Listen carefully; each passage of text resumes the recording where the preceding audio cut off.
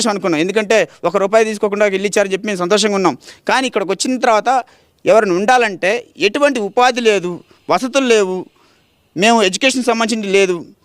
ఇవన్నీ కూడా ఈరోజు ఇవన్నీ కావాలంటే కానీ మేము అక్కడ నుంచి మేము దాదాపు మాకు ముషిరాబాద్ నుంచి అండి అందరికి ఇచ్చింది. ఇక్కడ ముషిరాబాద్, మల్కాజ్గిరి ఒక 4-5 నియోజకవర్గాల నుంచి వచ్చారు. 30 నియోజకవర్గాలు అక్కడ 30 కిలోమీటర్ నుంచి ఇక్కడికి రావాలి. 30 కిలోమీటర్లు అక్కడ నుంచి ఇక్కడికి రావాలి మేము.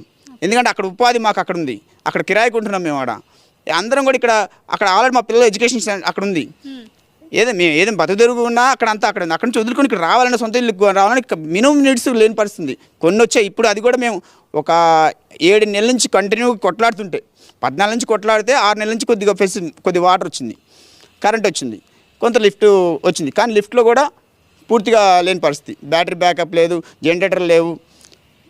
ఇవన్నీ ఎస్టీపీ వర్క్ ఇంకా స్టార్టింగ్ కాలేదు. రేపు పొద్దున మాకు జనాలందరికీ వచ్చి ఇక్కడ మొత్తం 4500 మంది లబ్ధారండి. మొత్తం 4500 అంటే దాదాపు కనీసం 15,000 నుంచి 25,000 మంది జనాలు వస్తారు.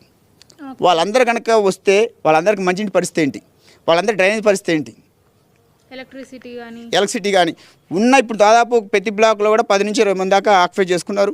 మ్యాక్సిమం అందరూ కూడా ఆక్యుపై చేసుకున్నారు. అందరికి కరెంట్ మీటర్లు ఇచ్చారు. అందరికీ మేము కనీసం నిధులే ఉంటున్నారనే ఉద్దేశంతో మున్సిపాలిటీలోకి విలీనమయ్యే పరిస్థితి కూడా చేసాం. దానికి సంబంధించి ట్యాక్స్ కడుతున్నాం. అలా నిన్ననే మాకు ఒక 100 మంది దాకా ట్యాక్స్ కట్టమని చెప్పి వచ్చారు. 100 మంది ట్యాక్స్ కట్టారు కూడా. ఎందుకోసం అంటే ఇక్కడ కనీసం ఇట్లానే మాకు ఊడ్చేటోళ్ళు ఇస్తారేమో, లేకపోతే మాకు చెత్త తీసుకెళ్ళేటోళ్ళు వస్తారేమో, ఈ మున్సిపాలిటీ పరిధిలో ఉన్న మరి మాకు నీళ్ళు సబ్సిడీకి ఇస్తారేమో అనే ఉద్దేశంతో ఆ ట్యాక్స్ కూడా మాకు 1600 1700 వేశారండి. అది కట్టాము, సిద్ధమయ్యాం, కట్టాం కూడా. నిన్ననే మాకు ట్యాక్స్ సంబంధించిన రిసిప్ట్లు ఇచ్చారు, మేము కట్టాం. ఎందుకంటే కొన్ని మినిమం నీడ్స్ నుంచి రోజు ఊడడానికి వచ్చే స్వీపింగ్ చేసేటోళ్ళు వస్తారని, చెత్త తీసుకెళ్తారని, వాటర్ వదులుతారని, మాకు చుట్టుపక్కల పరిసరాలు శుభ్రంగా ఉంచే విధంగా చూస్తారని చెప్పి దానికి కూడా మేము సిద్ధమయ్యాం.